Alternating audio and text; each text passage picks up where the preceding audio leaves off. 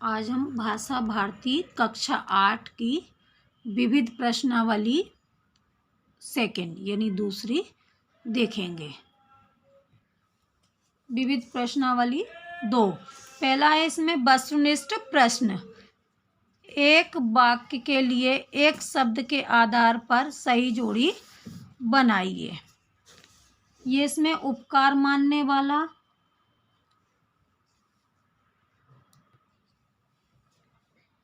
कृतज्ञ आएगा। क्या आएगा? उपकार मानने वाला कृतज्ञ।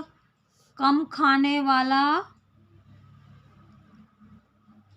मिताहारी। क्या आएगा इसमें? ये मिताहारी। जो ईश्वर में विश्वास करता है वो आएगा आस्तिक। ये आस्तिक। जो सब कुछ जानता है वो सर्वज्ञ। जो अनुकरण करने योग्य है उसमें आएगा ये अनुकरणीय।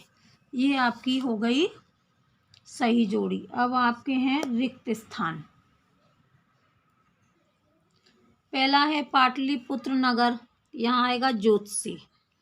दूसरा है मुंडा जनजाति के सिंह का अर्थ है सूर्य।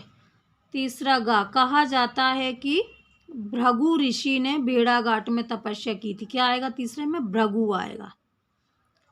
चौथा है शब्द सुने सब कोय, कोकिला सबे सुहान।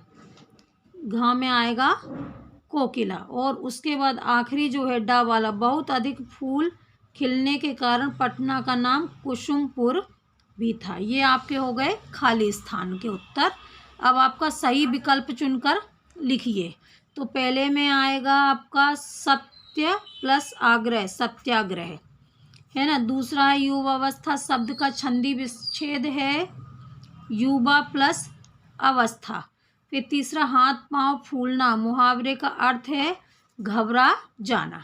फिर प्रश्न नंबर 4 है आपका निम्नलिखित समास विग्रह शब्दों के समक्ष सामासिक पद लिखिए।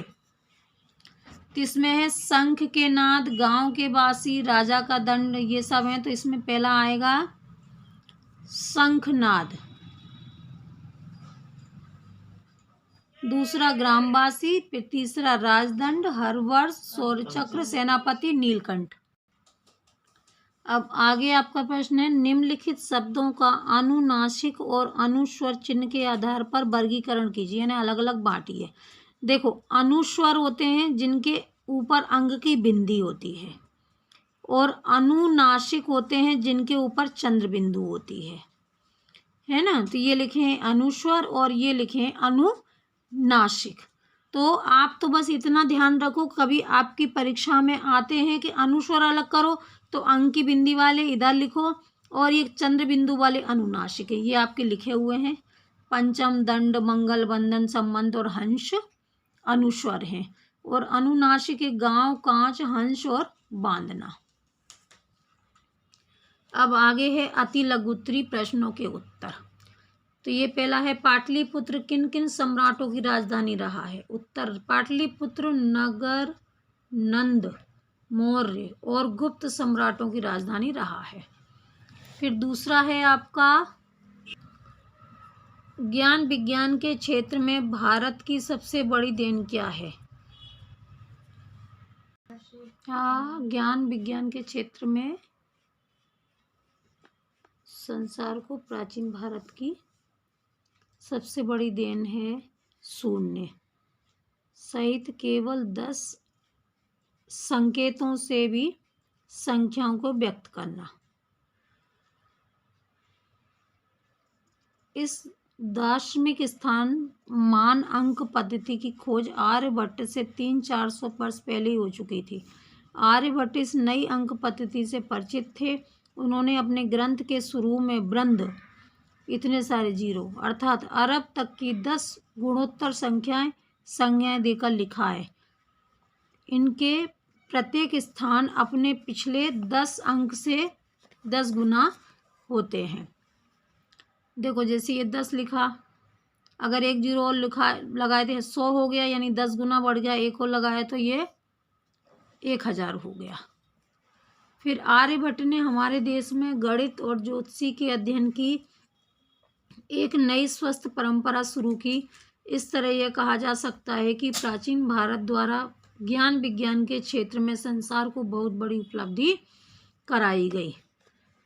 ज्ञान विज्ञान के क्षेत्र में भारत की संसार को सबसे बड़ी देन अंक थी 0। राजा उदयभान सिंह ने खेजड़बाड़ी ग्राम जाकर किस लिए क्षमा मांगी? उत्तर इसका राजा अभय सिंह के सैनिकों ने पेड़ों को न काटने देने के कारण खेजड़बाड़ी गांव के अनेक नर नारियों को मार डाला। राजा अभय सिंह को जब इस घटना का समाचार मिला तो उन्होंने अपनी सेना द्वारा किए गए दुष्कृत्य के लिए खेजड़ली गांव जाकर क्षमा मांगी। आगे आपका है लघुत्तरी प्रश्न का लघुत्तरी प्रश्न है आपके। भेड़ाघाट पाठ के लेखक की ममता नर्मदा से स्वाभाविक रूप से क्यों जुड़ी हुई थी? भेड़ाघाट के पाठ के लेखक की ममता नर्मदा से स्वाभाविक रूप से इसलिए क्योंकि उनका जन्म, शिक्षा और शारीरिक विकास नर्मदा के किनारे हुआ। नर्मदा संघर्षमयी है, उनके संघर्ष ने लेखक को भी संघर्षशील बना।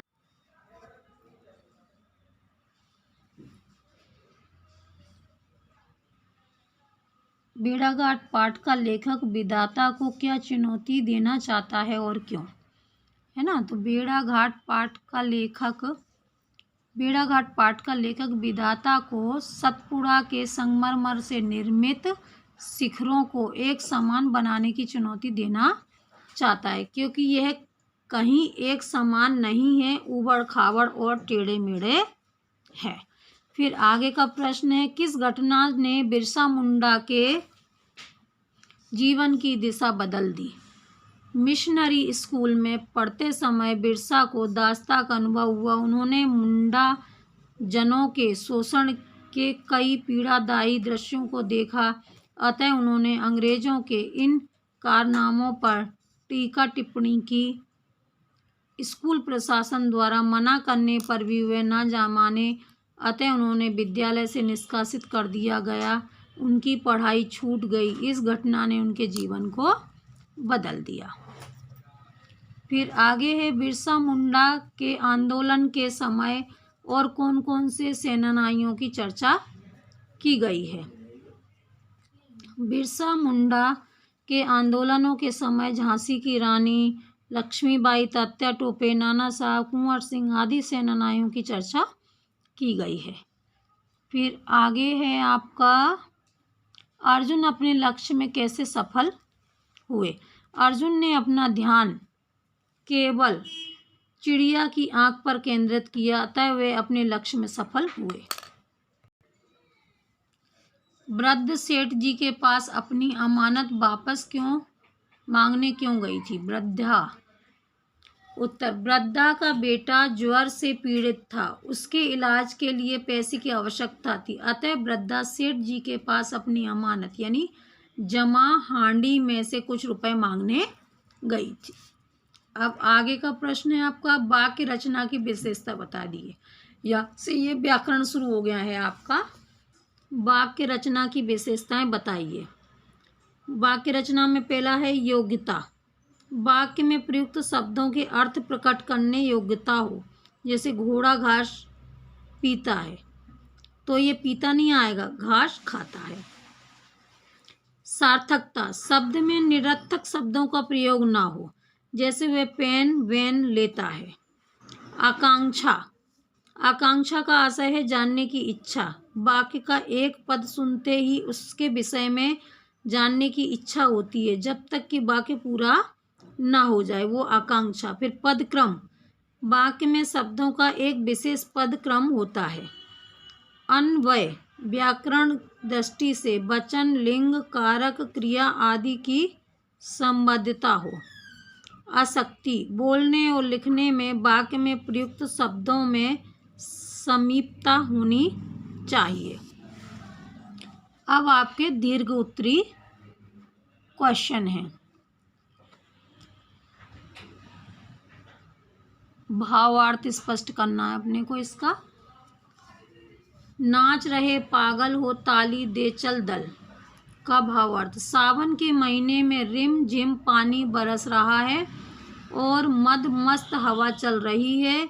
इसके कारण पीपल के पेड़ के पत्ते इस प्रकार हिल रहे हैं मानो खुशी से पागल होकर ताली दे देकर नाच रहे हों। फिर दूसरा है पकड़ बार की धार झूलत है मेरा मन, से कवि का क्या आशय है। सावन के माह में बड़ी ही मन भावन मौसम है। चारों ओर लोग सावन के गीत गाते हुए झूल रहे हैं। ऐसे मन भावन सावन में कवि चाहता है कि उसके अपने परिजन उसके पास हों जो मिलकर सावन के गीत गाएं। कवि की यह मनोकामना है कि वे अपने परिवारजनों सहित मन भावन सावन में खुशी रूपी इंद्र धनुष के झूले में झूलें एवं सावन का यह महीना सभी के जीवन में खुशियों से भरा रहे। फिर आगे है सावन मन भावन क्यों लगने लगा। सावन मन भावन इसलिए लगने लगता है कि सावन के महीने में होने वाली वर्षा सभी ओर के वातावरण को खुशनुमा बना देती है। सर्वत्र हरियाली छा जाती है, हवा शीतल बहती है। पर्यावरणीय सुंदरता मनुष्य को कल्पनाशील बना देती है। मन में अच्छे अच्छे विचार उठते हैं। जिस तरह वर्षा का जल धूमिल से भरी भूमि को अंकुरित कर देता है, उसी तरह मनुष्य के मन में भी अनेक कल्पनाएं जन्म लेकर सावन के गीत के रूप में अवतरित हो जाती हैं। ये हो गया आपका। आगे का आपका प्रश्न है प्रश्न नंबर 4। जन्मभूमि की स्वतंत्रता का बिरसा का अपना सपना कब रह गया। बिरसा मुंडा ने जन्मभूमि की स्वतंत्रता के लिए आंदोलन चलाया। उन्होंने गांव-गांव जाकर मुंडा जनजाति के लोगों को आंदोलन चलाने की तैयार किया, जिससे अंग्रेजी सरकार भयभीत हो गई। इस कारण अंग्रेजी सरकार ने बिरसा को पकड़ने के लिए एक बड़ा इनाम घोषित किया।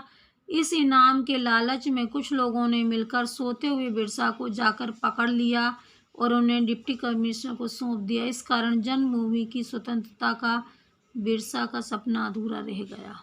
कितने बेकार लोग थे, लालची। लालच कभी नहीं करना चाहिए। फिर आगे का प्रश्न है प्राण जाएं पर वृक्ष न जाएं। इस पाठ का मुख्य संदेश अपने शब्दों में लिखिए। उत्तर। प्राण जाएं पर वृक्ष न जाएं पाठ का मुख्य संदेश यह है कि वृक्षों को काटने से रोका जाए और वृक्षारोपण किया जाए। पर्यावरण की रक्षा एवं शुद्धता के लिए वृक्षों की अंधाधुंध कटाई पर रोक लगाई जाए तथा नए वृक्ष लगाने, उनको रोपने तथा उनकी रक्षा करने पर ध्यान देना चाहिए। वृक्षारोपण, वृक्ष रक्षा तथा वृक्ष जीवन रक्षा का संकल्प लेना ही पाठ का संदेश है। फिर आपका प्रश्न है याचक और दाता कहानी में सही अर्थों में याचक कौन है और क्यों, इस कारण उत्तर सहित आप बताइए। सेठ बनारसी दास जरूरतमंदों को रुपए पैसे देते थे, इस कारण सेठ दाता के रूप में जाने जाते थे। और वृद्धा गरीब थी, इस कारण उसे याचक के रूप में जाना जाता था। लेकिन इस कहानी में वृद्धा के ममत्व त्याग ने वृद्धा को दाता और सेठ को लोभ और पुत्र मोह ने याचक बना दिया। काफ़ी इलाज कराने पर भी जब बच्चे की हालत में सुधार नहीं हुआ, तब सेठ वृद्धा से अपने बच्चे की जान बचाने की याचना करने उसकी झोपड़ी पर गया और हाथ जोड़कर उसे साथ चलने को कहा। इस तरह सही अर्थों में सेठ बनारसी याचक थे और वृद्धा दाता थी। प्रश्न 7 है आपके आसपास की कोई प्रसिद्ध नदी तथा उसके आसपास का वर्णन अपने शब्दों में कीजिए। चलिए, इसमें मुरैना का दिया हुआ है। आप जहाँ रहते हैं वहाँ कोई नदी हो तो आप अपने शब्दों में अगर लिखेंगे तो आपका उत्तर और भी अच्छा हो सकता है। हमारे मुरैना ज़िले से चंबल नदी गुजरती है। इसके आसपास काफ़ी दूरी तक बीहड़ फैले हुए हैं, जहाँ कई कटीली झाड़ियाँ और मिट्टी के टीले हैं। इन बीहड़ों में यदि कोई घुस जाए तो उसे ढूंढ पाना मुश्किल है। चंबल नदी पर घड़ियाल संरक्षण केंद्र और जैव विविधता केंद्र स्थापित किया गया है। इसके अंतर्गत घड़ियालों की प्रजाति को लुप्त होने से बचाने के प्रयास में किए जा रहे हैं। अब आगे है आपका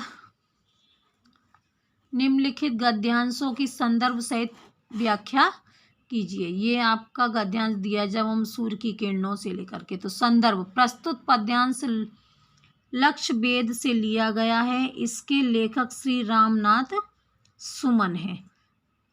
प्रसंग, प्रस्तुत गद्यांश में लेखक कहते हैं कि यदि आपका लक्ष्य निश्चित है, उसके प्रति आपका दृढ़ विश्वास है, तो आप किसी भी कठिनाई को आसानी से हल कर सकते हैं। ये जो पाठ दिया है आपका ऊपर गद्यांश पद्यांश जब हम सूर्य, ये पाठ किताब में से हटा दिया है, इसलिए आएगा नहीं, तो इसे आप ना पढ़ें तो अच्छा है। मैंने आपको दिखा दिया है, कभी आपको लगता है कि करना है तो कर लेना, है ना। अब आगे प्रश्न 9, निम्नलिखित पंक्तियों को ध्यान से पढ़ करके प्रश्नों के उत्तर दो। इनको पढ़ना है और फिर इसके उत्तर देना है। उपर्युक्त पंक्तियों में रोल, ये पहला प्रश्न है कि छंद कौन सा है और उसका नाम लिखिए। रोल छंद है और लक्षण यह मात्रिक छंद है। इसमें 4-4 चरण होते हैं। प्रत्येक चरण में 11-13 यति देकर 24 मात्राएं होती हैं। 2 चरणों के अंत में तुक रहती हैं। ये चीज़ें ना एक पाठ के पीछे जो छंद दिए हुए हैं, उस पाठ के पीछे मैंने बहुत अच्छे से डिटेल में समझाया है। आप बुक खोल के देखना कि किस पाठ के पीछे दिए हैं। पाठ 11 है आपका गिरधर की कुंडलियाँ, उसके पीछे दिए हैं। उसमें से आप बहुत अच्छे से समझ सकते हो। पाठ निकालना और वीडियो देखना उसका। दूसरा है पंक्तियों में प्रयुक्त अलंकार का नाम लिखिए। तो इसमें अनुप्रास अलंकार है, उत्तर है, और रचनाकार का नाम है गिरधर। कवि, तीसरा है कवि इन पंक्तियों के माध्यम से क्या कहना चाहता है, उत्तर, कवि इन पंक्तियों के माध्यम से यह कहना चाहता है कि हमें अपनी वाणी में मधुरता और व्यवहार में विनयशीलता रखना चाहिए। प्राप्त धन मेहनत की तरह केवल 4 दिन अर्थात थोड़े ही समय तक हमारे पास ठहरता है, वह किसी एक व्यक्ति के पास स्थायी रूप से नहीं रहता है। फिर आगे का प्रश्न है, चांद आता है तो चांदनी जैसी चमक उठती है, सूरज आता है तो वैसी तप उठती है। यह कथन किसके बारे में कहा गया है। और दूसरा, इसमें पंक्ति का आशय अपने शब्दों में स्पष्ट कीजिए। उपयुक्त कथन भेड़ाघाट में स्थित नर्मदा तट की संगमरमर की 2 विशाल चट्टानों के बारे में कहा गया है।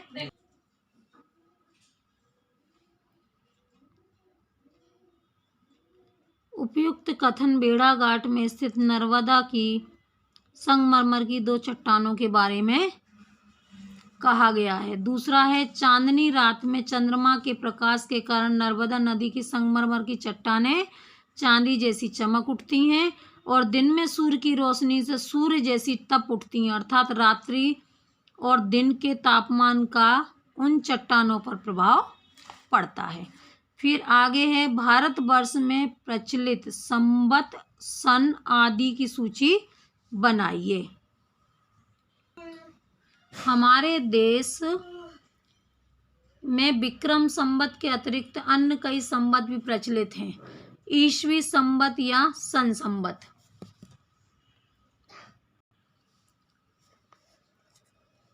यह संवत ईसाई धर्म के पैगंबर संत ईसा मसीह के जन्मदिन से प्रारंभ होता है। इसके पहले के समय को ईसा पूर्व कहा जाता है। दूसरा, शक संवत, यह राष्ट्रीय संवत है जो विक्रम संवत के 135 वर्ष बाद शक संवत राजा चस्टन ने उज्जैनी पर शकों के पुनः अधिकार होने पर चलाया था। तीसरा है हिजरी संवत, यह इस्लाम धर्म के पैगंबर हजरत मोहम्मद साहब के मक्का से हिजरत प्रस्थान करने की घटना के दिन से चलाया गया है।